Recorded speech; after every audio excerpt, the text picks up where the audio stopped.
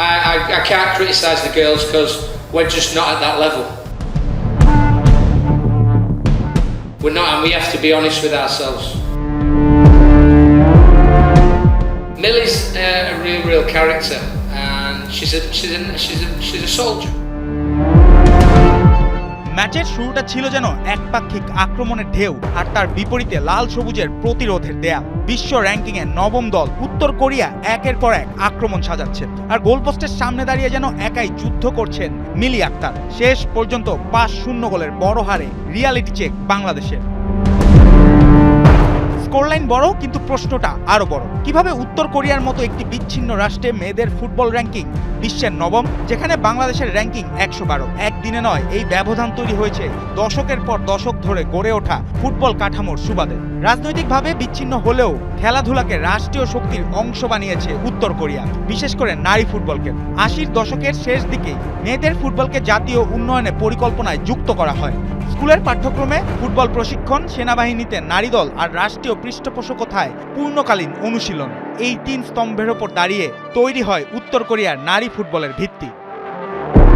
এই পরিকল্পনার সবচেয়ে বড় প্রতীক পিয়ংইয়ং ইন্টারন্যাশনাল ফুটবল স্কুল। 2013 সালে চালু হওয়া এই প্রতিষ্ঠান দেশের বিভিন্ন প্রান্ত থেকে প্রতিভাবান মেয়েদের বেছে এনে কঠোর শৃঙ্খলা, বৈজ্ঞানিক প্রশিক্ষণ এবং পূর্ণকালীন ফুটবল শিক্ষা দেয়। ফলাফল বিশ্বমঞ্চে একের পর এক সাফল্য। অনূর্ধ্ব-17 বিশ্বকাপের রেকর্ড 4 বারের চ্যাম্পিয়ন উত্তর কোরিয়া। অনূর্ধ্ব-19 বিশ্বকাপেও তাদের ট্রফির সংখ্যা 3টি, অর্থাৎ বয়সভিত্তিক ফুটবলে প্রায় একচ্ছত্র আধিপত্য তাদের। ইউরোপে যেখানে বয়সভিত্তিক ফুটবলে আনন্দ আর শেখার বড় জায়গা, সেখানে উত্তর কোরিয়ায় 13-14 বছর বয়স থেকেই শুরু হয় সাময়িক শৃঙ্খলার মতো কঠোর প্রশিক্ষণ। নারী ফুটবলে সাফল্যের পেছনে লুকিয়ে আছে একনায়কতন্ত্র রাষ্ট্রের কৌশলগত এক স্বার্থ। আন্তর্জাতিক নিষেধাজ্ঞা ও রাজনৈতিক বিচ্ছিন্নতার কারণে বিশ্বমঞ্চে ইতিবাচক উপস্থিতি দেখানোর সুযোগ তাদের খুবই সীমিত। তাই আন্তর্জাতিক টুর্নামেন্টে সাফল্য অর্জন করে নিজেদের শৃঙ্খলাবদ্ধ, শক্তিশালী ও প্রতিযোগিতামূলক দেশ হিসাবে তুলে ধরতে খেলাধুলাকে ব্যবহার করে দেশটি। একই সঙ্গে এই সাফল্য দেশের ভেতরেও বড় ধরনের প্রচারণার হাতিয়ার। রাষ্ট্রীয় গণমাধ্যমে বিজয়কে তুলে ধরা হয় সমাজতান্ত্রিক ব্যবস্থার শক্তি ও নেতৃত্বের সাফল্য হিসাবে। এখন প্রশ্নটা হচ্ছে, শুধু অনুশীলনে কি তাদের সাফল্যের মূল চাবিকাঠি? না, আছে শক্তিশালী প্রণোদনাও। উত্তর কোরিয়ার একজন সফল ফুটবলারের জন্য অপেক্ষা করে জীবন বদলে দেওয়ার সুযোগ। পিয়ংইয়ং শহরে বসবাসের অনুমতি, অ্যাপার্টমেন্ট, বিশেষ সুবিধা। যেখানে গ্রামের জীবন কঠিন, সেখানে ফুটবল অনেক তরুণীর কাছে হয়ে ওঠে লটারির টিকিটের মতো। আর আন্তর্জাতিক মঞ্চে জেতা মানে তো শুধু ট্রফি নয়, জাতীয় গৌরবও।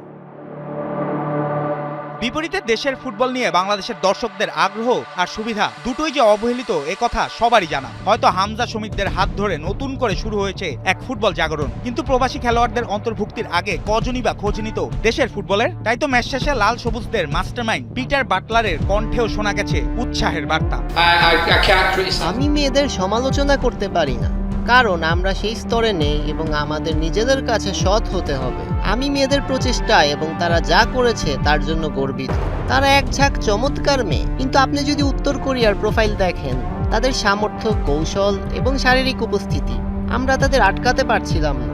এটি একটি সম্পূর্ণ অসম লড়াই ছিল, কিন্তু এমন একটি সত্যি ভালো দলের কাছে হার লজ্জার কিছু নয়। তবে টুর্নামেন্টে বাংলাদেশের গল্প এখনো শেষ হয়নি। গ্রুপ পর্বের শেষ ম্যাচে উজবেকিস্তানের বিপক্ষে জয় পেলে কোয়ার্টার ফাইনালের আশা বেঁচে থাকবে, আর সেই ম্যাচই নির্ধারণ করতে পারে এই এশিয়ান কাপ বাংলাদেশকে শুধু অভিজ্ঞতা দেবে নাকি খুলে দেবে ইতিহাসের দরজাও। জুবায়ের নূর, ৭১।